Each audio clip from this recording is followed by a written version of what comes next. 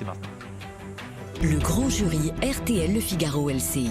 Invité aujourd'hui, Éric Zemmour. Le débat est dirigé par Benjamin Sportouche. Bonjour à tous, bienvenue dans le grand studio de RTL. Bonjour Éric Zemmour. Bonjour. Merci d'être avec nous aujourd'hui. À mes côtés pour vous interroger, Marie-Pierre Haddad de RTL.fr. Bonjour Marie-Pierre. Bonjour. Pour les nombreuses questions, interpellations des internautes, vous pouvez d'ailleurs réagir en direct. Hashtag le grand jury sur tous nos réseaux sociaux. Et puis bien sûr, Guillaume Roquette du Figaro. Bonjour Guillaume. Et Adrien Gindre pour TF1 LCI. Bonjour Adrien. Bonjour. Alors Éric Zemmour, dans votre dernier livre, voici ce que vous écrivez. À chaque fois, la France a trouvé en elle-même, au sein de son peuple, que ce soit Jeanne d'Arc, Bonaparte ou De Gaulle, un homme providentiel qui porte le fer et rassemble les énergies au nom de la survie de la nation. Alors en vous lisant, on se dit que vous pouvez vous percevoir comme cet homme providentiel. Qu'est-ce qui aujourd'hui pourrait, Éric Zemmour, vous faire renoncer à être candidat à la présidentielle ? C'est un peu difficile de s'auto-proclamer homme providentiel. Même le général de Gaulle ne l'a pas fait, c'est dire. Non, je ne me prétends pas un tel homme, surtout avec des exemples pareils. Je voulais simplement dire qu'il faut ne pas renoncer, il faut ne pas désespérer. Je le disais même à moi d'ailleurs. Même à moi. Donc vous n'allez pas renoncer, justement la question se pose. Alors, deuxièmement, je suis en tournée tous les week-ends en ce moment depuis 1 mois et demi. Vous verriez l'ambiance, la ferveur, ce mélange de désespoir et d'espoir, c'est-à-dire très paradoxal, c'est-à-dire que les gens sont inquiets, désespérés, ils craignent pour leur pays, pour leurs enfants, pour leurs petits-enfants. Et ils me disent, ne nous abandonnez pas. Mais de ce fait, sauvez-nous, est-ce que votre décision soyez notre est homme prise providentiel. Pardon. Est-ce que votre décision est prise Non, mais c'est ce que vous dites la les gens. décision, elle mûrit dans ma tête. On va pas jouer à chaque fois que je vais faire une émission de télé ou de radio à me dire, bon, est-ce que vous serez candidat, etc. Quand je me déciderai, je viendrai, vous inquiétez pas, Mais je vous n'êtes dirai, pas voilà, décidé. je suis candidat et tout le monde sera content. En tout cas, ceux qui m'aiment, bon, il y en a quand même de plus en plus. Non, mais là, c'est pas de savoir si vous allez nous dire si vous êtes candidat. Est-ce que votre décision est prise à ce jour sans... Disons que ce nous qui est l'annoncer. vrai, c'est que quand je vois les réactions des gens qui me disent ne nous abandonnez pas, qui me disent vous êtes notre homme providentiel, il faut écouter ce que me disent les gens toutes les semaines. Et c'est même émouvant, c'est même, comment vous dire, ça fait à la fois chaud au cœur et ça donne une responsabilité énorme. Donc, si vous voulez, ça compte évidemment dans ma prise de décision. Et Et les donc, dates, dans les- l'hypothèse où vous vous présentez, est-ce que vous pensez que vous pouvez gagner l'élection présidentielle ? Ah, vous savez, moi, quand je joue au tennis ou au foot, c'est toujours pour gagner. Je joue jamais pour perdre. C'est un principe depuis que j'ai 8 ans. Donc, oui, si je me présentais, ça serait pour gagner, évidemment. On dit que le 9 novembre peut être une date pour vous possible de candidature, puisque c'est l'anniversaire de la Vous mort du savez- général de Gaulle. Est-ce que ça peut être une date symbole pour vous ? J'ai appris, quand j'étais journaliste politique, la phrase de Bernadette Chirac qui répétait sans doute sans cesse « Ceux qui savent ne disent rien, ceux qui ne savent pas parlent ». Donc, ça fait partie de la phrase de Bernadette Chirac. Guillaume, Il y a quelqu'un qui pense que vous ne pouvez pas gagner cette élection, c'est Marine Le Pen, qui dit « Vous n'avez aucune chance, il n'a aucune chance d'être présent au second tour parce que vous méprisez une grande catégorie de Français. » Et là, il y a un reproche qui est de dire « Le président de la République, c'est quelqu'un qui doit rassembler, alors que vous divisez. » Il y a plusieurs questions dans votre question. D'abord, le mépris d'une partie des Français. Je ne vois pas où il y a seulement un mot, une phrase qui prouve que je méprise une partie des Français. D'ailleurs, le mépris n'est pas dans mon caractère. Quand vous dites que Marine Le Pen est enfermée dans un ghetto ouvrier de chômeurs, le mot ghetto, est-ce que C'est c'est ça. pas un mot de mépris ? Ah d'accord. Non, j'ai compris maintenant, depuis que les sondages me donnent au second tour, j'ai compris que chaque mot que je prononce est décortiqué et retourné contre moi. Donc, je vais prendre, si vous voulez, le temps de Vos répondre adversaires très vous vite. écoutent. Quand je parle de ghetto, je parle de ghetto politique. C'est-à-dire que je considère que Marine Le Pen a enfermé ses électeurs, qui sont pour la plupart des électeurs des classes populaires, ouvriers, chômeurs, employés, dans un ghetto politique parce qu'elle n'en sort pas et parce qu'elle ne les sort pas de ce ghetto. C'est-à-dire que le vote pour Marine Le Pen ne sert à rien puisqu'elle ne peut pas gagner la présidentielle, puisqu'elle n'a pas l'alliance avec une partie de la bourgeoisie des CSP+. que vous avez, vous, En Éric France, Zemmour on ne gagne pas. C'est le Parti communiste des années 60. Vous savez, le Parti communiste est monté jusqu'à 25%. Bon. Il n'a jamais gagné, parce qu'il était enfermé dans un ghetto politique. Ce n'est pas insulter les gens qui y sont que de dire que c'est un ghetto politique. Au contraire, c'est de dire que celle qui les conduit ne les enferme dans ce ghetto politique. Ce n'est pas la même chose. Mais je reviens à la critique de fond. Oui. Le président de la République, c'est celui qui rassemble. Mhm. Et vous, par les thèmes que vous utilisez dans votre pré-campagne, vous les divisez, les Français. D'abord, je ne crois pas à votre analyse. Je pense que le rassemblement est le faux-nez de la soumission à l'idéologie dominante. Le général de Gaulle divisait tellement qu'il a failli se faire assassiner plusieurs fois. Vous voyez, simplement, il tranchait. Il tranchait, il prenait des décisions. Il ne se soumettait pas à l'idéologie dominante. C'est ça, le président de la République. Deuxièmement, quand vous dites que je clive, non. D'abord, il y a un gros problème, un des points de désaccord fondamentaux avec Mme Le Pen, c'est que je n'emploie pas les mots de l'adversaire. Parce que moi, je crois au combat des idées, contrairement à elle, et je crois que la gauche, le génie de la gauche, c'est d'imposer sa sémantique et ses mots. Vous savez, c'est le vieux mot de Lénine qui disait « Faites-leur manger le mot, ils avaleront, vous leur ferez avaler la chose ». Ça, Mme Le Pen ne l'a jamais compris.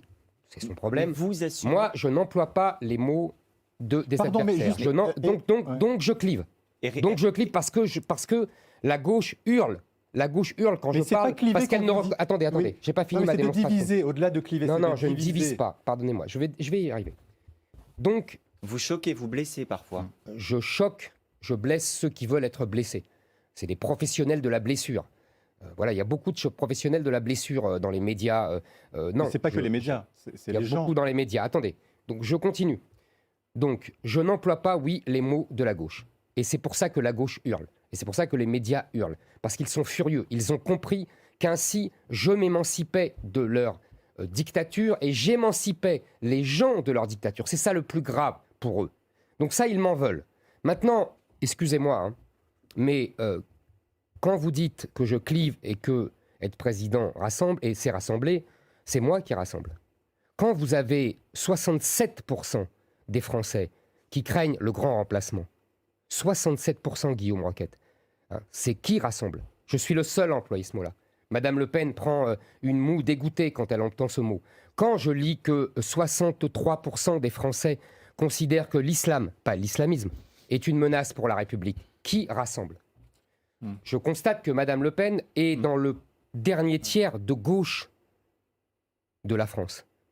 Voilà. Qu'il y a un bloc qui est fait entre 65 et 70% des Français, si c'est pas rassembler ça, je vous demande est-ce que vous Pardon, pensez mais que Éric c'est Zemmour, pardon, Éric Zemmour, mais juste, et qui vous dites- pensent attendez, exactement comme Éric moi et Zemmour. qui ne pensent pas comme Et- tout le reste Alors justement, de la mais classe tout de même, politique. quand vous voyez que notre sondage BVA Orange.RTL dit que 7 Français sur 10 ne souhaitent pas votre candidature, là, ça peut quand même vous interroger sur votre capacité de rassemblement.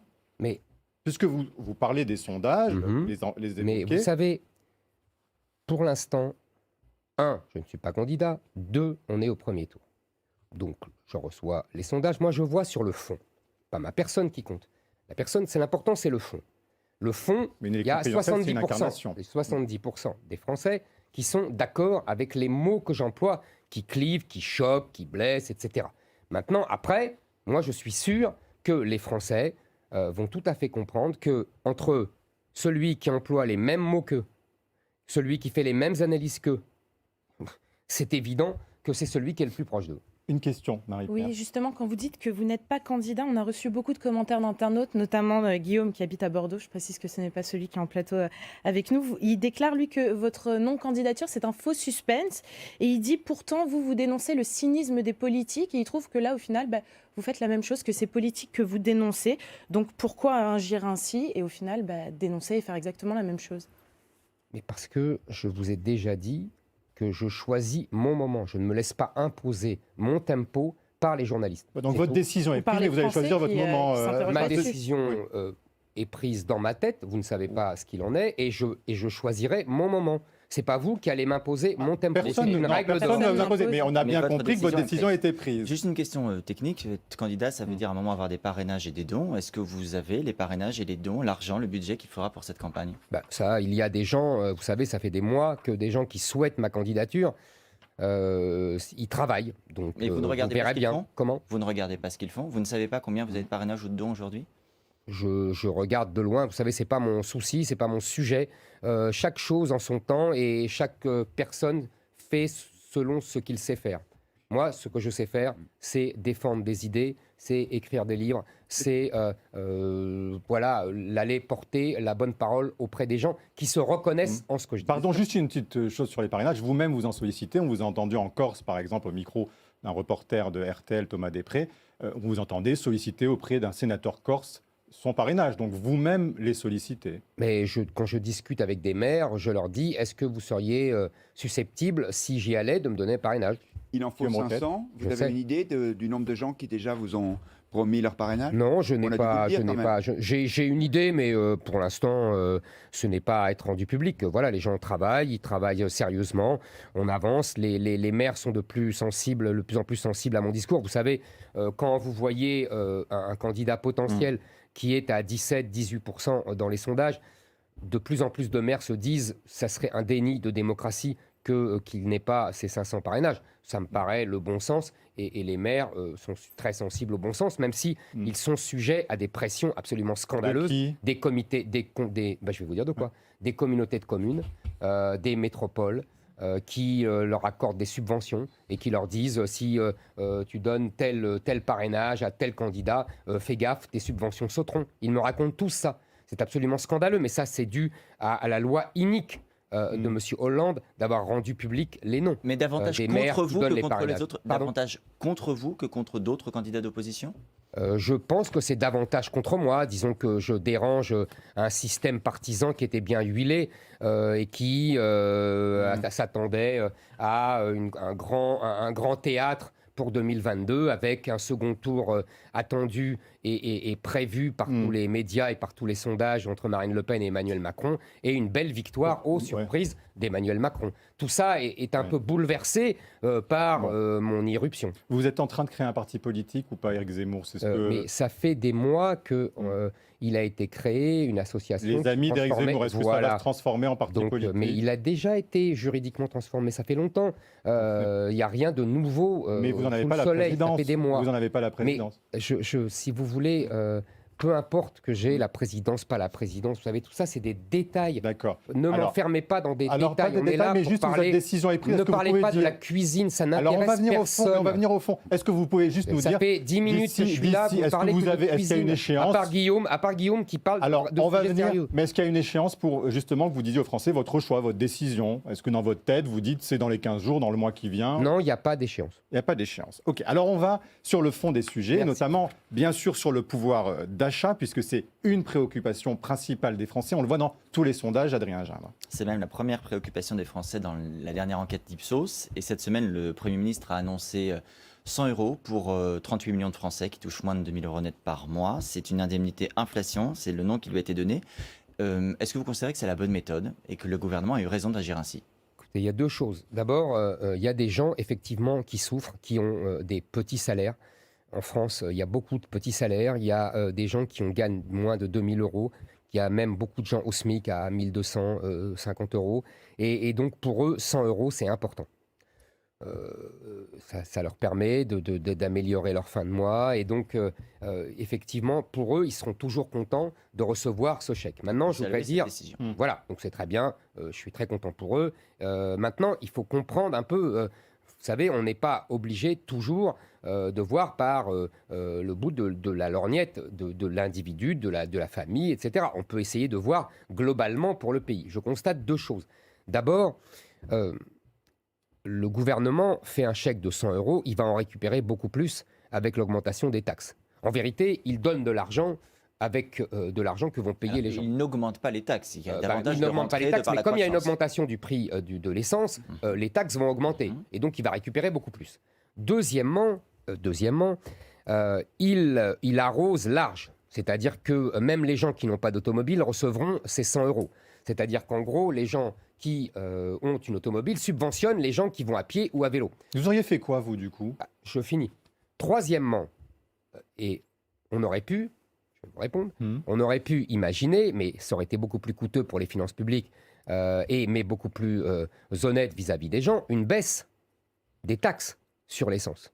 Parce que là, l'État, vraiment, se serait privé de recettes et aurait dit, voilà, pour le pouvoir d'achat des gens, je me prive de recettes. Mais ça, évidemment, c'est beaucoup plus facile de balancer 100 € qui seront récupérés par une hausse des taxes. Et quatrième chose, beaucoup plus important, pourquoi nous en sommes arrivés là ?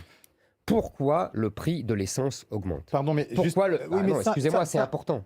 Ça a été longuement exposé. Non, Les gens, ce qu'ils veulent pas savoir, pour moi. c'est ce que vous feriez très concrètement, Mais vous je l'ai qui dit. voulez être dedans. Je l'ai dit, d'abord, baisseriez les taxes. et je pense Ouais. qu'il faut baisser les taxes. Oui, mais Et deuxièmement, combien il faut une autre politique. C'est-à-dire pourquoi on en est arrivé là. On en est arrivé là parce que c'est facile de distribuer 100 €, surtout avec de l'argent qui sera pris soit par les impôts, soit par la dette. Monsieur Macron fait un clientélisme à l'échelle absolument gigantesque. On a rarement vu une politique clientéliste aussi massive. On sait que les élections sont dans 6 mois, mais là, franchement, c'est énorme. Il arrose tout le monde. Mais Je il faut crois que le pas Figaro aider les récemment a Français fait qui en ont le besoin. décompte de tout ce qu'il Éric arrose. Zemmour, c'est de l'argent qu'il ne fallait pas dépenser. Il ne faut pas aider les Français qui en ont besoin. Quand vous dites, on Mais arrose Vous pour faites des de gens la qui en ont besoin. démagogie. Vous faites de la démagogie. C'est-à-dire que vous tombez dans le panneau du gouvernement. Vous avez Évidemment commencé qu'il par faut dire aider que les gens ces qui en 100 ont €, besoin. c'était bien. Sauf que c'est de l'argent, il sera récupéré. Il sera récupéré par les impôts ou par la dette. Donc c'est de l'argent qui sera récupéré. Là, pour l'instant, ils distribuent. Là. C'est les bonbons qu'ils distribuent à tout le monde. Parfois, ce sont les impôts des plus riches et on donne aux plus modestes. Oui, bien sûr. C'est les impôts des plus riches, mais vous savez, après, ça se paye. Après, les prix augmentent. Après, la dette augmente. Après, l'économie diminue. L'économie stagne. Donc, je voudrais répondre à la question fondamentale, qui est pourquoi on en est arrivé là. Parce que, tout simplement, on a poussé les industries pétrolières à moins investir dans le pétrole. Le résultat, c'est qu'on a raréfié l'offre. Et quand il y a une hausse de la demande, comme aujourd'hui, après le confinement dû au Covid et la relance économique, eh ben évidemment, les prix augmentent et les producteurs de pétrole se marrent. L'Arabie Saoudite, la Russie nous disent vous avez voulu raréfier l'offre de pétrole, vous avez voulu jouer tous les Mais bons comment élèves de Greta Thunberg, voilà le résultat. Ça, c'est une première chose. Et on comprend. Et deuxièmement, on a inondé la France d'éoliennes. En disant, c'est formidable, c'est l'énergie de l'avenir, etc. Sauf qu'on a oublié un petit détail, c'est que l'éolienne est une énergie intermittente. Et Vous qu'on sait aujourd'hui démonteriez les et éoliennes qu'on sait qu'aujourd'hui, comment ? Est-ce que vous démonteriez les éoliennes ? Marine Le Pen dit par exemple, il faut non seulement arrêter d'en construire, mais carrément démonter celles qui ont été mises en place. Le problème, elle a raison sur le principe. Mais le problème, c'est que justement, ça va poser encore plus de problèmes. Mais c'est une catastrophe, ces éoliennes. Les éoliennes sur Terre sont une catastrophe. Et je finis. Oui. Vous savez que la capacité de production de ces énergies est à 25% de leur maximum, vous savez ça. Et donc, dès qu'il n'y a pas de vent, et qu'est-ce qu'on fait ? On va chercher du gaz, du charbon ou du pétrole. Ce qui fait que, là, par exemple, la politique de l'Allemagne, qui a été vantée par tous les médias, et par les écolos de fermer les centrales nucléaires et de les remplacer par de l'éolienne, ça a procuré une explosion du CO2 avec des dépenses colossales. Zemmour, j'ai une question toute simple. Est-ce que vous croyez, parce que bien évidemment vous dites tout pétrole, tout nucléaire, mais est-ce que vous croyez au réchauffement climatique ou pas vous ? Parce qu'il va y avoir dans quelques jours la COP26 à Glasgow qui va être un événement important contre le réchauffement climatique. Est-ce que ça vous parle ? Est-ce que vous y croyez ? On me demande ça comme si je croyais à Dieu ou à... C'est est-ce que pas pour une vous, question c'est une de croyance. vérité ? Est-ce que c'est Il y a une apparemment, vérité moi, je ne suis pas un scientifique ? scientifique. Il ne faut pas me demander des choses. Non, mais Je ne suis pas un scientifique. Donc le il y a, GIEC, c'est 15 000 il y a des scientifiques qui le scientifiques qui disent. sont réunis dans Est-ce le que vous GIEC. êtes- Très bien. Qui nous disent il y a un réchauffement climatique. Très bien. Qui nous donnent des chiffres. Très bien. Moi, j'en prends acte. Je n'ai pas les moyens Mais intellectuels vous en pour prenez des contester. actes et Et je vous dites qu'il y en a continue. un ? Et je continue. Ouais. Je continue. Et je dis simplement, la France est plutôt bien placée dans cette histoire. Grâce au nucléaire, je vous accorde qu'au départ, ce n'était pas pour ça, mais grâce au nucléaire, on a un mix électrique qui est à 80 ou 90% sans émission de CO2. Nous sommes le pays du G7 et de l'Europe qui émet le moins de CO2. Mais donc vous n'êtes pas sûr qu'il y ait un réchauffement arrêtez de climatique. venir nous demander encore de Éric pousser Zemmour, les qu'on Français. comprenne bien, c'est important de bien comprendre vos Oui. positions. Vous n'êtes pas sûr qu'il y ait un réchauffement climatique. Mais je ne suis pas sûr. Mais qu'est-ce que vous voulez me demander ? Vous êtes sûr, vous ? Vous le En savez, fait, vous ? Il y a quelque Est-ce chose que de vous... simple Non mais avec la attendez, science. est-ce que vous le savez, vous ? Vous dites, alors vous êtes comme moi, vous dites, lisez, non, mais vous croyez les c'est scientifiques logique. et vous dites qu'il y a un réchauffement climatique. Vous n'en êtes pas plus sûr que moi. Non, mais Non, on peut alors choisir arrêtez de me croire ou faire ne dire pas que je crois qu'il n'y en a pas. Enfin, Ça marche maintenant, pas. c'est vos réponses, Il y a Éric une- Zemmour. voilà, il y a une- il y a Non, une- il n'y a pas de nos réponses. Ah non. bah, Ça, c'est vos ma réponse, réponses elle est qu'on claire. attend ici. Ma réponse, elle est claire. Je dis, Vous dites, c'est pas ici, votre nous affaire. sommes tous, nous n'avons pas les moyens intellectuels, tous ici, de vérifier la réalité des chiffres qu'on nous Mais donne, c'est le cas sur- la réalité des on peut analyses. faire Donc beaucoup on la d'études croit, scientifiques. on la croit, on est tous, on a des scientifiques, on est d'accord, on la croit, Mais on dit voilà, c'est- il y a une augmentation de Oui. CO2, très bien. Je vous dis simplement, la France n'a rien à voir là-dedans. Donc arrêtons. Quand les autres baisseront leur taux de CO2, quand les Allemands baisseront leur taux de CO2, quand ils arrêteront de prendre dans leur centrale à charbon et d'acheter leur gaz aux Russes, quand les Américains arrêteront d'augmenter la CO2, on pourra parler. Mais il y a Donc, quand c'est même pas une priorité. Nous, pour l'instant, on est les plus économes et on est les plus vertueux. Oui, mais on pourrait montrer l'exemple. Mais pourquoi montrer ? On montre déjà l'exemple, Guillaume. On montre déjà l'exemple. Voilà. On peut pas faire mieux. On est déjà en tête. Donc vous êtes contre, par exemple, l'augmentation des taxes sur le gasoil pour essayer de dissuader les Français d'avoir ce genre de moteur? Écoutez, je pense que il faut arrêter de dire tout et son contraire aux Français. Voilà. Il y a 10 ans, on leur a dit investissez tous dans le diesel. Et maintenant, on leur dit vous êtes des monstres parce que vous avez des diesels. Maintenant, on leur dit vous ne pouvez plus rentrer à Paris et dans les grandes villes parce que vous avez un moteur diesel. C'est absolument inique et discriminatoire. Alors, on leur dit maintenant, vous devez payer toujours plus de taxes. Je vous rappelle que c'était à l'origine des Gilets jaunes. Taxe carbone. Pour la fameuse taxe carbone. Moi, je dis qu'il y a un mouvement global, au-delà de cela, qui est, vous vous souvenez, la fameuse formule de Pompidou qu'on cite beaucoup, arrêtez d'emmerder les Français. Depuis 10 ans, on ne cesse d'emmerder les Français. On ne cesse d'emmerder les Français avec ces taxes, avec ces voitures qui ne peuvent plus rentrer dans les grandes villes, avec ces axes piétonniers et réservés aux vélos qui tuent les commerces. La rue de Rivoli, les commerces ferment C'est à Paris, la rue les de uns Rivoli. après les autres. Ouais. À Paris, pardon, merci. Et dans les autres villes, c'est la même chose. Dans les autres le reste de grandes la villes France. dirigées par la gauche, on n'arrête pas d'interdire ceci, d'interdire cela, d'empêcher, d'interdire les terrasses chauffantes. On passe son temps à emmerder les Français. Moi, je pense qu'il faudrait arrêter cela. Par exemple, Mais c'est-à-dire arrêter il faudrait, cela, je vais vous donner un exemple. Bah oui. Par exemple, supprimer le permis à points. Supprimer le permis à Supprimer point. le permis à points. Pourquoi? Mais Bah, parce là, que c'est tout pour- simplement, ça ne sert à rien. Et ça, Mais là, ça c'est coûte- pour éviter les accidents. Donc là, Non, mais les accidents, vous savez, entre des pays qui ont le On permis est à passé points, de 15 000 à moins de 5 000 morts. absolument, entre Oui. 72 et aujourd'hui. Mais ce n'est pas dû au permis à points. C'est dû à l'amélioration des voitures, à la ceinture de sécurité Donc on ne à sanctionne l'arrière. pas les infractions routières? Mais ça n'a rien à voir. Comment Vous avez des infractions Que par la- routières, vous payez des PV. Mhm. Ça n'a rien à voir avec les points. Oh, il y a les deux en l'occurrence. Il y a sur les deux certaines en infractions. l'occurrence. Donc les points maintenant, c'est un racket organisé par l'État. Vous savez combien ça coûte un stage de récupération de points. non, déjà, c'est infantilisant au possible. Les Français ne peuvent pas travailler pendant deux jours et ça coûte 300 euros, entre 250 et 300 euros. Ça a été augmenté récemment avec l'épidémie du Covid, ça coûtait 150. Ça rapporte 75 millions d'euros. Mais c'est du racket. C'est pas des Donc- magots. Bah non, c'est pas des magots. Je vais vous dire. Vous pensez pas Il que y a c'est près dangereux de d'enlever le 4 permis à points? Comment? Ce n'est pas dangereux d'enlever le permis à points? Mais vous savez, il y a des pays comme la Suisse, la Suède, la Finlande qui n'ont pas de permis à points. Ils ont moins d'accidents que nous, ils ont moins de morts sur la route. Mais vous diriez Donc, la même chose des il n'y a aucune limitations de démagogie vitesse? là-dedans. Je pense au contraire que c'est, si vous voulez, ça permettrait de rendre plus confortable la vie. Vous savez, aujourd'hui, Mais est-ce que vous dites il y la a même chose des- plus de 80% Éric des Zemmour. Français qui ont leurs 12 points. Et vous avez près de 90% qui ont leurs 10 points. Est-ce que vous diriez la même chose des limitations de vitesse? C'est Absolument, infantilisant je dirais aussi. la Donc, même on chose des supprime les limitations de vitesse. En tout cas, on remettrait le 90 km/h sur les routes nationales. Vous savez, en Allemagne, il y a beaucoup moins de limitations de vitesse sur les grandes routes et ils ont moins d'accidents que nous. Donc tout ça, c'est très. Moi, je plus de pense que limitations la sur les baisse. autoroutes. Moi- Plus de limitations sur les autoroutes. Écoutez, je vais pas tout comme ça supprimer. Je vais pas jouer au Père Noël. J'ai toujours trouvé que les limitations de vitesse sur les autoroutes étaient assez inutiles, mais voilà, parce que c'est les plus. En fait, les autoroutes sont les plus sûres. Vous savez, ce sont les routes les plus sûres. Bon. Donc Et vous, vous- président, Maintenant, c'est surtout en vous, tout cas, président, vous ce prenez que quand je même ce genre ce de que je décision préconise, très concrète. c'est de remettre les 90 km/h. Je vous rappelle que c'est une des causes.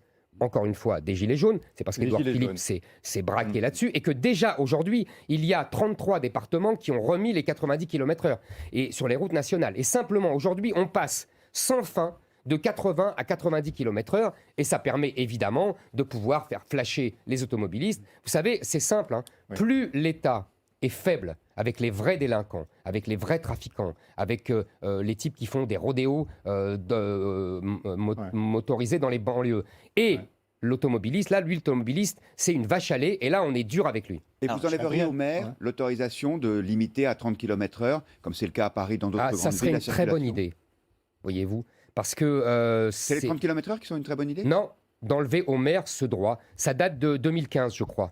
Ça a été une bêtise de la part du gouvernement socialiste que de donner à des gens comme Anne Hidalgo le moyen de bloquer comme ça la circulation automobile. En plus, elle prétend que c'est contre la pollution. Il y a des centaines de communes qui le font, pas Il y a des centaines, vous exagérez peut-être. Quelques dizaines. Quelques dizaines. Quelques allez, je vous l'accorde. dizaines. Pour la plupart de Quelques gauche. dizaines. Pour la plupart de gauche, Ou comme par écologique. hasard. Et en plus, vous voyez à Paris, en fait, la pollution se déplace.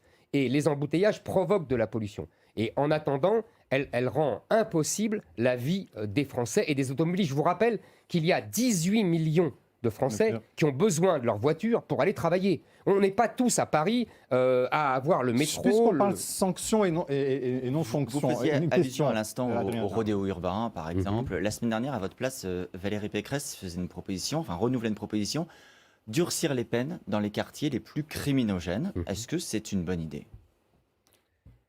Vous savez, je m'amuse beaucoup de voir maintenant tous ces candidats qui, pendant 20 ans, 30 ans de leur vie politique, n'ont absolument rien fait quand ils étaient au pouvoir, maintenant se réveiller tous en disant « mais oh là là, il faut être sévère, il faut être implacable avec le crime ». Enfin, passons. Oui, il faut effectivement renforcer les peines. Je pense d'ailleurs qu'il faut aller bien au-delà. Spécifiquement Je pour pense- certains quartiers ou en général, là, vous dites? Vous savez, on n'a même pas besoin de cibler certains quartiers, puisque ce sont toujours les mêmes qui provoquent, qui sont la cause des délits.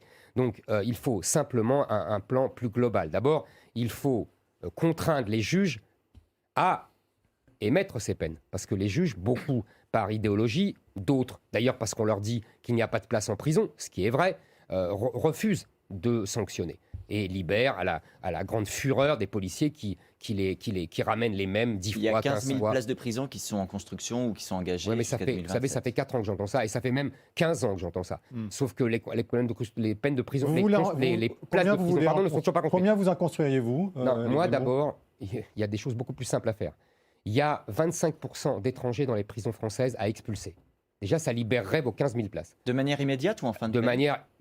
Moi, je vais vous dire, il faut voir avec les pays qui les reprendraient, mais moi, je serais favorable, Bah, ils les même reprennent avant pas. même la fin de leur Mais ils peine. les reprennent pas. Qu'est-ce que vous faites, Éric Zemmour? Je les force à les reprendre. Comment? Ce sont leurs nationaux. Mais comment vous Mais les c'est simple, vous savez, vous les ça, mettez c'est... sur des bateaux puis ils arrivent au pays et on attend de Mais savoir cher comment monsieur, ils je vous répète, Oui. ce sont leurs nationaux. Mais donc on ne comprend pas comment vous faites. Mais Puis, ce sont leurs nationaux, ils sont contraints de les reprendre. Et si jamais Mais ils ne contraints veulent par pas, quoi? et si jamais ils ne veulent pas les reprendre, nous avons des moyens de pression pour qu'ils les reprennent. Lesquels? Nous pouvons supprimer l'aide au développement. Nous pouvons supprimer les visas aux habitants et de ces gens qui viennent C'est en ce que le France, gouvernement en commence à particulier faire, les d'ailleurs. élites. C'est ce que le gouvernement commence à faire. Gérard Bah, Darmanin oui, l'a annoncé oui, vous avez avec raison. l'Algérie ou le Vous avez Maroc. raison. Emmanuel Macron Sur les a mis. visas. Vous avez tout à fait raison. D'abord, je ne sais pas s'il le fera, en tout cas, il l'annonce. C'est déjà ça. Mais vous avez raison. Emmanuel Juste, Macron on arrive a compris au bout de 4 ans et demi qu'il y avait des moyens de pression. Il peut continuer. Vous voyez, j'en donne d'autres moyens. Puisque manifestement, l'Élysée et le stage de l'ENA d'Emmanuel Macron Alors, pendant 5 ans et qu'il apprend, il a appris sur le nucléaire, il a appris vous voyez, sur la réduction des visas. on se re- Donc, voilà, Éric il y a- Zemmour, il y juste a avant d'autres la moyens. pause, juste avant la pause, une question très rapide sur les gilets jaunes de Oui, Marie vous avez évoqué les gilets jaunes. Eh bien, Fabien Roussel, le candidat communiste à l'élection présidentielle, lui a appelé les Français à se présenter devant les préfectures pour manifester leur colère par rapport à la crise du carburant. Est-ce que vous appelez aussi les Français à faire ça? Est-ce que vous êtes d'accord avec ce que propose Fabien Roussel, pardon? Non, je ne suis pas pour des menées révolutionnaires dans la rue. Je pense que la démocratie, c'est l'élection et que le peuple doit s'exprimer Ça par passera par l'élection. les urnes. Comment? Ça passera par les urnes. Bien sûr. C'est dit, on se retrouve dans quelques minutes pour la suite de ce grand jury d'Éric Zemmour. À tout de suite.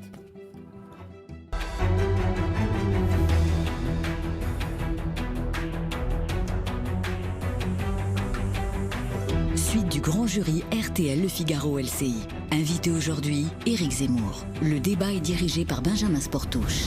avec à mes côtés Guillaume Roquette du Figaro, Marie-Pierre Haddad de RTL.fr et Adrien Gindre de TF1. Elsie, on reste sur cette thématique économique qui intéresse les Français, on le sait, avec une question de Guillaume Roquette. Le 1er octobre dernier, le SMIC a été augmenté de 35 € par mois pour être porté à 1 590 € brut. Est-ce que l'État doit faire davantage? Est-ce qu'il faut donner un coup de pouce ou est-ce qu'il faut laisser faire les entreprises en matière de salaire? Et vous savez très bien que plus on augmente le SMIC, plus les charges sociales augmentent avec, puisque c'est en pourcentage, et plus les entreprises sont moins compétitives et plus elles délocalisent ou elles ferment. On le sait ça. Et en même temps, le SMIC en France, le SMIC net, qui est à 1230 ou 1250, n'est pas assez élevé. On vit très mal avec un SMIC en France. Il y a un problème dans d'autres pays comme la Suisse. Mais donc, on l'augmente davantage? Attendez, j'ai pas fini. Donc, il y a d'autres pays où le SMIC est bien plus haut. En Suisse, en Allemagne, etc. Donc, je vais répondre à votre question. Pourquoi il est plus haut? Pour plusieurs raisons. D'abord, parce que ces pays ont conservé une industrie digne de ce nom. C'est-à-dire que l'Allemagne est à... l'industrie représente 24% de son PIB. En France, on est à 12-13. On était à plus de 20 il y a 30 ans. Aujourd'hui, on est à 12-13. L'Italie est à plus de 20%. La Suisse aussi. Donc la première chose, on a désindustrialisé de façon folle. On s'est soumis au libre-échange mondialisé. Nos élites avaient la folie des services. Donc il faut d'abord réindustrialiser avant d'augmenter le SMIC. Il faut d'abord réindustrialiser, oui. Parce que de toute façon, si on augmente le SMIC comme ça, c'est des subventions. En fait, on donne de l'argent qui va se retourner contre les gens qui vont le recevoir. Mais par exemple, Xavier Bertrand propose une prime travail pour éviter qu'on puisse toucher moins de 1 500 € net par mois. Là, effectivement, c'est une subvention de l'État. Je sais bien. Ça, vous dites mauvaise idée. Si vous voulez, on a déjà étudié ça depuis longtemps. C'est ce que la Cour des comptes appelle la trappe à bas salaire. C'est-à-dire que les gens, après, ne seront plus... On passera plus les gens au-dessus de 2 000 €. C'est un classique. Puisque lui, il veut plafonner avec 2 000 €. Donc je pense que ce sont des mauvaises idées. Ça, c'est vraiment du socialisme à l'ancienne. Aujourd'hui, on sait qu'il faut d'abord réindustrialiser. Deuxièmement, je pense aussi, si vous voulez, qu'il faut réduire les charges sociales sur les entreprises qui sont beaucoup trop importantes. Il faut réduire les impôts, de production. J'ai vu que le gouvernement avait commencé en réduisant de 10 milliards. Il faut faire beaucoup plus. Tout ça aussi, ça va coûter de l'argent à l'État. Mais bien sûr que ça va coûter de l'argent à l'État. Et vous voulez l'État. augmenter le budget de la défense à 60 milliards, Eric Zemmour. De 40 à 60 milliards le budget de la défense. C'est ce que Absolument. vous avez dit hier. Porté à. Mais alors, comment vous trouvez tout cet argent? Il y a plusieurs moyens. D'abord, moi je pense qu'il faudrait, pour attaquer le modèle social français sans attaquer le modèle social français, je m'explique, c'est-à-dire que évidemment que notre problème c'est une protection sociale trop importante. Nous avons 750 milliards de dépenses, c'est une folie, on est champion du monde, 30% du PIB, on a 47% de prélèvements obligatoires, encore champion du monde, la moyenne européenne est à 41%, et on a 54% de dépenses publiques. Donc il faut réduire. Or, il faut la réduire sans toucher au modèle social des Français. Donc moi, je pense, première chose, il faut enlever la solidarité nationale aux étrangers. C'est-à-dire qu'il faut enlever le RSA, les allocations logement et les allocations familiales aux étrangers. C'est une économie de 20 à 30 milliards. Régulière? Comment? Y compris pour les personnes qui y sont en compris les situation personnes, régulière? absolument. Y compris. En situation régulière? Absolument. Mais attendez, donc à quel moment... Vous savez, il y a deux types d'allocations. C'est très simple, je vais vous expliquer. Il y a deux types d'allocations. Il y a les allocations contributives, il y a les allocations non contributives. Il y a l'assurance et il y a la solidarité. L'assurance, vous avez des droits. Vous cotisez, vous avez le droit de remboursement de la Sécu, c'est tout à fait normal. Donc ça, on ne touche à... Évidemment, on ne touche pas à ça. En revanche, il y a la solidarité nationale, c'est-à-dire que c'est la nation qui décide d'aider les siens. Allocation logement, allocation familiale, politique familiale ou RSA. Ça, je pense que les étrangers n'ont pas à le toucher. Vous savez... ce n'est pas la première fois. Pourquoi? Tout simplement parce qu'ils ne sont pas français. Ça ne vous a pas échappé. Donc c'est la solidarité nationale. Et c'est là où vous divisez la société. Comment? C'est là où vous divisez par segment. Je divise entre français et étrangers. Mais quand vous dites parce que si je ne... Attendez, laissez-moi répondre. Si je ne divise pas, vous voyez, si je ne discrimine pas entre français et étrangers, ça veut dire que la nation n'existe pas. Ça ne sert à rien d'avoir la France si on est étranger ou français, c'est la même chose. Non, ce n'est pas la même chose. Éric Zemmour, la solidarité nationale doit être maintenue et réservée aux Français. Et deuxièmement, vous savez, dans le Code des étrangers, il y a écrit un article que tout le monde a oublié et que personne n'applique, c'est-à-dire que les étrangers, pour pouvoir rentrer en France, ne doivent pas coûter aux finances publiques. Donc si on leur donne de l'assistanat, c'est qu'elles coûtent. Donc, elles doivent rentrer chez elles et non doivent plus donner de l'argent. Vous savez, aujourd'hui, je finis un chiffre. Non, mais attendez, Allez-y, je donnerai mon chiffre après, c'est pas grave. On a encore beaucoup de... Juste pour bien comprendre ce que vous êtes en train de dire, on vous entend parfois dire qu'il y a un risque de guerre civile en France. Est-ce que ce que vous proposez là ne consiste pas à aggraver ce risque en créant justement de la tension, de la paupérisation et des populations? Excusez-moi. Moi, je pense que c'est cette solidarité ouverte au monde entier qui crée de la paupérisation. Donc, en cessant d'ouvrir notre solidarité nationale au monde entier, au contraire, je limite la paupérisation. Les étrangers, je suis désolé, ils ne sont pas français. Donc, ils n'ont pas à bénéficier de la solidarité nationale. Et vous savez, quand je disais qu'ils coûtent à la collectivité et aux finances publiques, je continue mon raisonnement. Il y a des chiffres terribles. Vous savez qu'aujourd'hui, il y a 8% de chômeurs en France. Parmi les étrangers, on est à 14%. Il y a 13,4% d'inactifs, c'est-à-dire chômeurs plus gens qui ne travaillent pas. Chez les étrangers extra-européens, ce chiffre monte à 40%. Vous m'entendez ? 40%. Ouais. Ces gens n'ont rien à faire chez nous. Mais nous n'avons pas... Ils contribuent à la solidarité nationale ? Mais non. Ils travaillent, ils contribuent à leur propre contribution. Mais ils cotisent pour la solidarité nationale. C'est le système de la solidarité nationale. Quoi que vous soyez, vous payez des impôts pour la collectivité. Cher monsieur, il y a des allocations qui sont faites en fonction des revenus. Donc les gens, à partir d'un certain revenu, payent pour la solidarité nationale et ne touchent rien. Ça ne vous choque pas. Et bien là, c'est la même chose. Oui, mais... Ils peuvent contribuer et moi j'estime que cette solidarité nationale doit être réservée aux Français. S'ils ne sont pas contents, ils peuvent rentrer chez eux. Il n'y a pas de problème. Vous savez, en plus, les chômeurs, je pense qu'il faut arrêter, supprimer l'automaticité de la reconduction de leur carte de séjour. Il y a des pays comme les États-Unis, il y a des pays comme le Danemark... Pardon, mais juste important, j'ai besoin de vous m'éclairer. Ils ont cotisé pour le chômage, ils deviennent chômeurs, vous leur dites vous rentrez chez vous du moment où vous avez été chômeur. Je pense que ça ne veut pas dire qu'on ne leur payera pas ce qu'ils ont cotisé, l'équivalent de leur cotisation, mais chez eux. C'est-à-dire qu'il y a des pays aux États-Unis, ça ne vous choque pas. Aux États-Unis, vous êtes chômeur, vous n'avez plus votre green card et vous repartez. Et comment au Danemark, c'est la même chose. Au Danemark, ils ont un système social très comparable au nôtre et même parfois supérieur. Et c'est la même chose. Les étrangers. Mais de toute façon, je vais vous dire, c'était comme ça auparavant. Un étranger vient en France pour travailler. Donc aujourd'hui, qu'il cotise, qu'il participe à la solidarité nationale, mais vous lui dites en retour, je ne vous donne rien. Il participe à la richesse nationale. Et en vérité, il reçoit beaucoup plus. Vous savez, il y a eu des calculs de fait. Un étranger qui travaille nous coûte, même quand il travaille, je ne vous parle pas des 40% d'inactifs dont je vous parlais tout à l'heure, mais même quand il travaille, il nous coûte beaucoup plus que ce qu'il rapporte en école, en allocation sociale, quand je ne parle pas du reste. Alors, une question sur le temps de travail, Marie-Pierre. Oui, vous avez parlé du SMIC tout à l'heure, mais sur le temps de travail, est-ce que vous pensez qu'il faut l'allonger ? Ça dépend lequel. Je vous explique. C'est-à-dire ? Oui.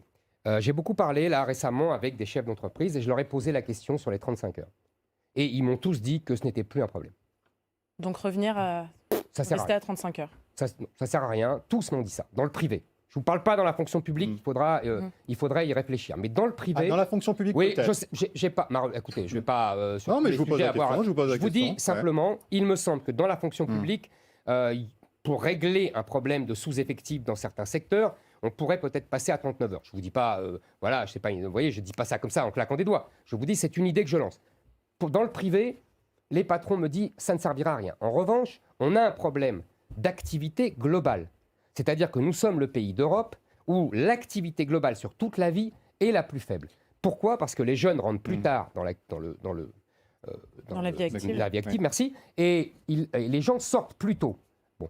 Et donc pour cela, nous avons, d'après moi, deux moyens. Le premier, c'est allonger la durée de l'âge de prise de la retraite à 64 ans. Ouais. Et deuxièmement, je pense qu'il faudrait faire un système de bonus-malus, quitte à prévoir, vous savez, des baisses de charges sociales comme on fait pour l'embauche des jeunes, pour que les patrons cessent de renvoyer les salariés quand ils ont 50 ans, 55 ans, parce qu'ils coûtent trop cher, parce qu'ils sont soi-disant inadaptés, et continuent, quitte à prévoir une sorte de temps partiel, vous voyez, pour les gens de plus de 60 ans, Ce serait 65 quel genre ans. de Au sanction? Japon, ça se fait très bien. En Allemagne, ça se fait très bien. Et je pense que ça permettrait de rallonger l'activité globale, le temps global des Français, qui est trop bas, et ça permettrait de régler le problème de financement des systèmes de retraite, comme vous le savez, qui nous coûtent 14% du PIB, c'est 2 ou 3% de plus que les autres Mais quand vous systèmes parlez de européens. malus, ce serait quel genre de sanction J'ai que pas vous voulez entendu, imposer? excusez-moi. Quand vous parlez de bonus-malus, ce serait quel genre de sanction que vous voulez imposer aux entreprises? J'imagine, je préfère les bonus, c'est-à-dire que je préfère encourager les réductions de charges sociales. Mais s'il faut, effectivement, si on voit que vraiment les patrons sont rétifs à ce genre de mesures, on pourrait envisager des sanctions Mais financières. globalement, vous dites, Éric Zemmour, que les Français ne travaillent insuffisamment. Je vous ai répondu. C'est ça que Je vous dites. dis individuellement, non, Mhm. mais collectivement, oui. Vous savez que l'enjeu des retraites, c'est largement un enjeu de démographie, parce qu'il n'y a plus assez d'actifs, parce qu'il n'y a plus assez d'enfants. C'est un sujet qui vous tient à cœur, mais vous croyez vraiment qu'on peut aujourd'hui faire une politique démographique, qu'on peut inciter les femmes françaises à avoir plus d'enfants si elles ne le souhaitent pas? Là, vous savez, la politique de la famille, la politique démographique, qu'on l'appelle comme on veut, a été inventée en France parce que justement, les femmes françaises ne faisaient plus d'enfants. C'est tout l'hiver démographique du 19e siècle. Vous savez, sur le temps long, on nous surnommait la Chine de l'Europe au 18e Il faut y siècle. revenir. Attendez, au 19e siècle, là, les Français ne font plus d'enfants. Et donc, d'où nos graves problèmes dans les guerres face à l'Allemagne. Donc, en 1945, on fait une politique et ça marche. Je voulais vous dire ça. Donc là, effectivement, la politique familiale, elle existe déjà. Simplement, elle a été écornée par François Hollande et par les socialistes au nom justement de la différence entre les revenus élevés et les revenus bas, qui était le contraire à la philosophie de la politique familiale mise en œuvre par le grand démographe Alfred Sauvy, qui voulait justement la même somme pour tous les Français, quelle que soit leur classe sociale. Donc oui, il faudra revenir à ce Mais la baisse de système-là. natalité, elle ne s'est pas produite sous le quinquennat de François Hollande. Ce ne sont pas ces mesures-là qui ont entraîné une baisse de la natalité Je en suis France. désolé, ça a commencé à baisser à ce moment-là. Mais vous avez Non, raison. Bon, vous savez que c'est anticipé. Enfin, on pourra Ouais, vérifier, mais c'est En tout cas, ça s'est amplifié. auparavant. Ok. Mais vous avez raison, il y a un autre problème qu'on n'aborde pas. C'est qu'en vérité, il y a un décalage de natalité et donc de démographie entre les familles françaises de souche et les familles d'origine étrangère. Mais justement, Nous c'est peut-être avons pour ça une- qu'on a besoin d'immigration. Non, parce que je pense au contraire que l'immigration nous pose 1000 fois plus de problèmes qu'elle n'en résout. Et en plus, je vous signale que si vous regardez, c'était dans votre journal, mon cher Guillaume, l'interview de Charles Prats, il explique que déjà la moitié de ceux qui touchent les retraites, 7 millions de personnes, sont nés à l'étranger. Il y a quand même un problème. Il explique aussi, si vous voulez, qu'il y a 67 millions d'habitants, mais qu'il y a 75 millions Si vous voulez bien, d'assurés sociaux. revenons sur les femmes. Revenons sur Éric les Zemmour, femmes, parce qu'on a parlé largement de ces problématiques-là juste avant. Vous dites on ne fait pas assez d'enfants aujourd'hui. Dans la nuit de vendredi à C'est samedi, Guillaume Roquette qui dit ça. et vous partagez ce constat. Dans la nuit de vendredi à samedi, Oui, je vous écoute, vais où la pardon. question. Je n'ai pas exactement dit ça, mais peu importe. On va L'Assemblée continuer. nationale a voté la gratuité de la pilule pour les femmes de 18 à 25 Mhm. ans. Jusqu'à présent, elle était gratuite pour les mineurs. Est-ce que vous dites c'est bien, on a raison de donner cet accès gratuit aux jeunes femmes, ou est-ce que vous y voyez justement un frein à la natalité? Non, je n'y vois pas un frein à la natalité. J'y vois, si vous voulez, un moyen d'éviter les 200 000 avortements par an. Tout ce qui peut être fait pour éviter les 200 000 avortements par an me semble Donc c'est positif. une bonne mesure. Marie-Pierre. Et justement, sur le droit à l'avortement, Jean-Luc Mélenchon, lui, veut l'inscrire dans la Constitution. Est-ce que vous pensez que c'est nécessaire ou pas? Parce qu'il Non. estime que justement ce droit n'est pas acquis et qu'à chaque élection, il est remis en cause. Est-ce D'abord, c'est qu'il faut le faire? C'est faux. Personne ne remet en cause ce droit à l'avortement. Personne. Donc c'est du baratin pour pouvoir, Concrètement, sur le pouvoir terrain, le vous savez mettre très dans bien, la Éric Zemmour, qu'il y Constitution. a des Donc non, difficultés je réponds à la accéder. question. Pour ça. Non, mais Donc non, c'est la je ne suis vérité. pas favorable à ce qu'on mette ce droit dans la Constitution. Je pense qu'il faut revenir et il faut en rester à l'esprit de la loi Veil. Moi, je me souviens très bien de la loi Veil. J'en avais discuté avec Madame Veil elle-même. Elle ne considérait pas que c'était un droit qu'il fallait mettre dans la Constitution. Elle considérait qu'il fallait permettre aux femmes, dans des situations de détresse, d'avorter. Elle pensait naïvement qu'avec les progrès de la pilule et tous les moyens de contraception, on allait réduire à presque rien cet avortement qui est un drame pour chaque femme qui y a recours. Donc je pense qu'il faut essayer effectivement de tout faire pour limiter et non pas le mettre dans la Constitution. Mais c'est un comme droit si on trouvait inaliénable. que c'était formidable. Mais pour vous, c'est un droit inaliénable. C'est un droit qu'on respecte et que moi, je ne tiens absolument pas à revenir dessus. Bon, justement sur les femmes tout de même, parce que vous en parlez dans vos livres et vous savez très bien que ça suscite à chaque fois la controverse. C'est vrai qu'il y a des passages qui sont assez, qui interrogent. Sur Dominique Strauss-Kahn, vous dites qu'il est le symbole de la castration de tous les hommes français, qu'on n'a rien compris, que le séducteur est devenu un violeur, que Don Juan est mort. Tariq Ramadan, sur vos écrits, quand on vous lit, ce prédicateur musulman qui est controversé est mis en examen, je rappelle, pour viol et viol sur personnes vulnérables. Vous dites c'est les affres de l'amour. Quand on vous lit, Éric Zemmour, on se dit que vous n'êtes pas dans la défense des femmes, ce que vous venez de faire sur l'IVG, mais globalement, on a l'impression que vous n'êtes pas sensible aux violences qui leur sont faites. J'essaye dans mes livres, que je le rappelle, mes détracteurs lisent en prenant des mots, en coupant des phrases, enfin bon, j'ai l'habitude. Là, j'ai lu l'intégralité. Non, mais parce qu'il faut lire dans le contexte. J'explique simplement que nous avons changé de société. Et que nous avons changé de société. Vous savez, je lisais dans Le Figaro il y a quelques jours une interview d'une femme d'ailleurs qui a écrit un livre sur le mouvement MeToo. Et elle disait, vous pouvez retrouver ça en début de semaine dans Le Figaro, elle disait « Le mouvement MeToo n'est pas un mouvement émancipateur, c'est un mouvement éradicateur. » C'est exactement ce que je pense. Vous pensez que le mouvement MeToo des femmes victimes de c'est exactement ce que je pense. Pour vous, n'a pas été... La libération de la parole, c'est un grand mot pour dire qu'il y a une éradication du mâle blanc hétérosexuel.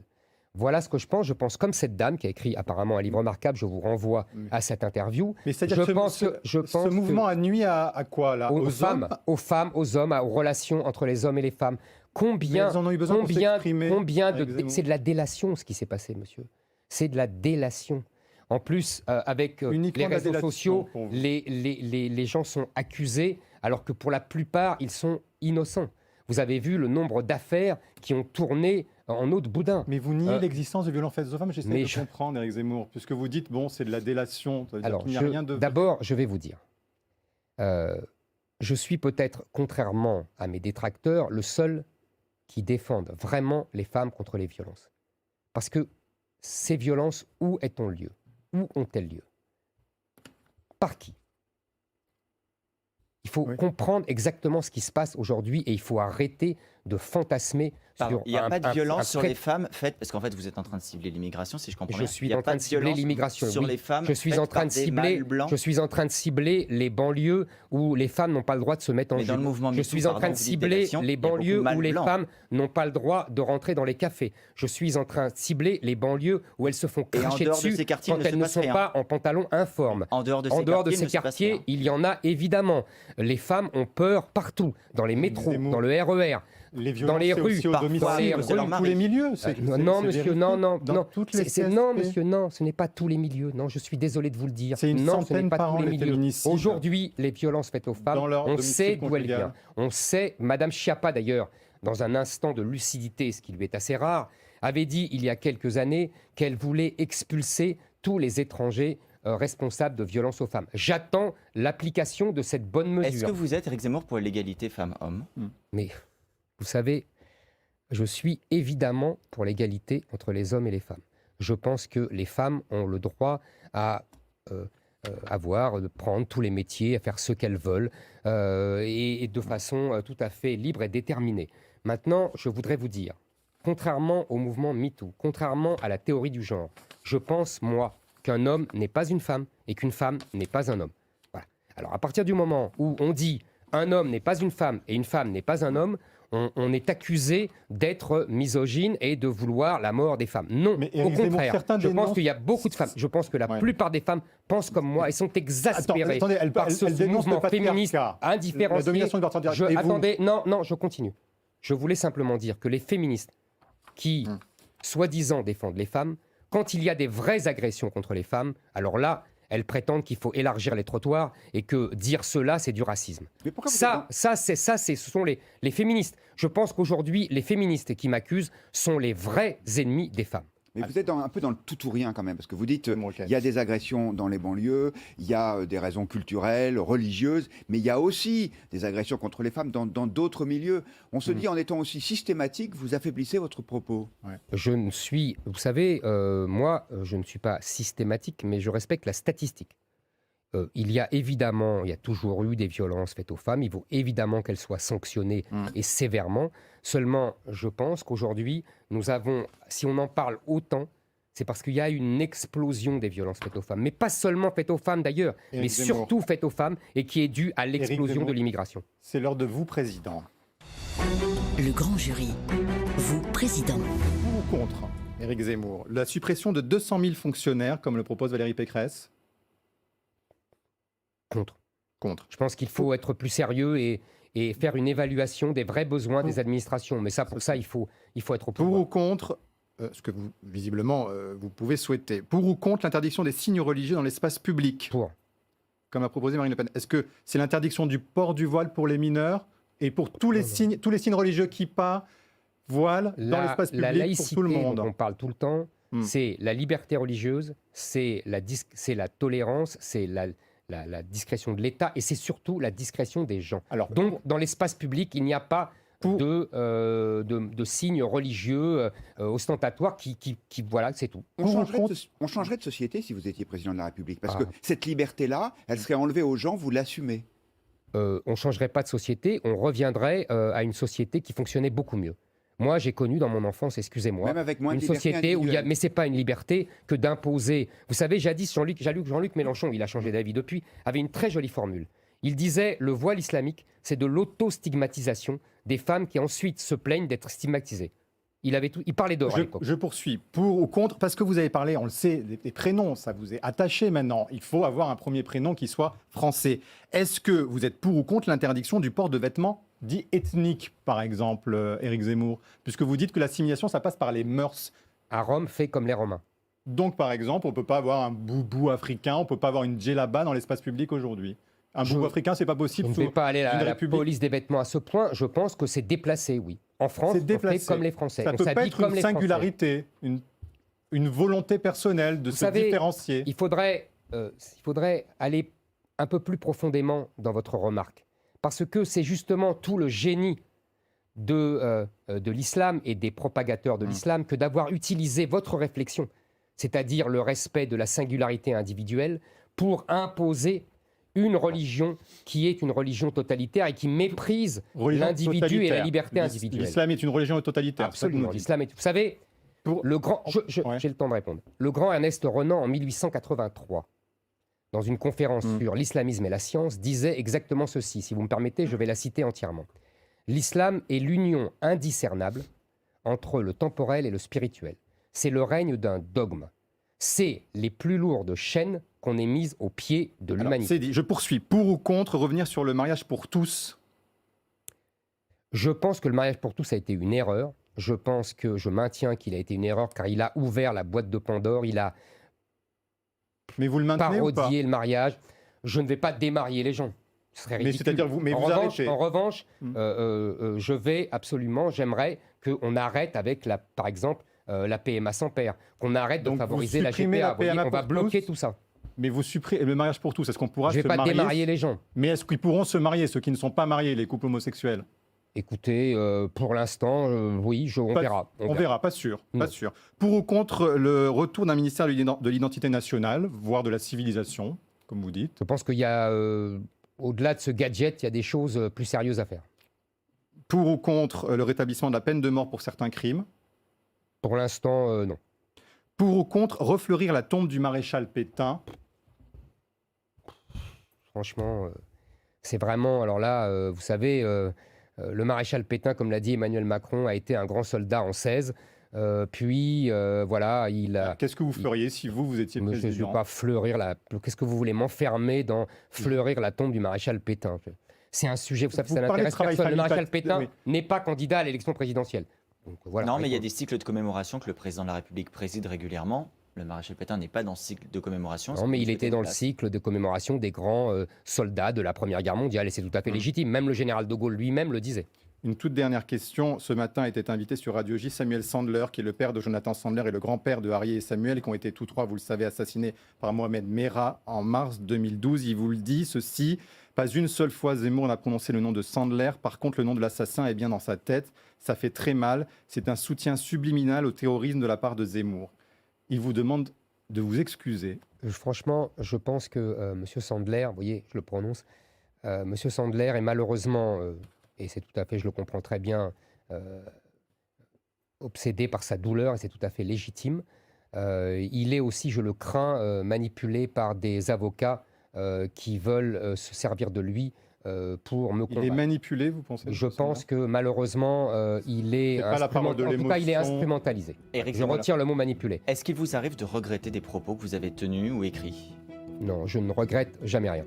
Et demain, si jamais vous deviez être président de la République, est-ce que vous considérez être le président de tous les Français, y compris des femmes voilées, des musulmans qui portent la barbe?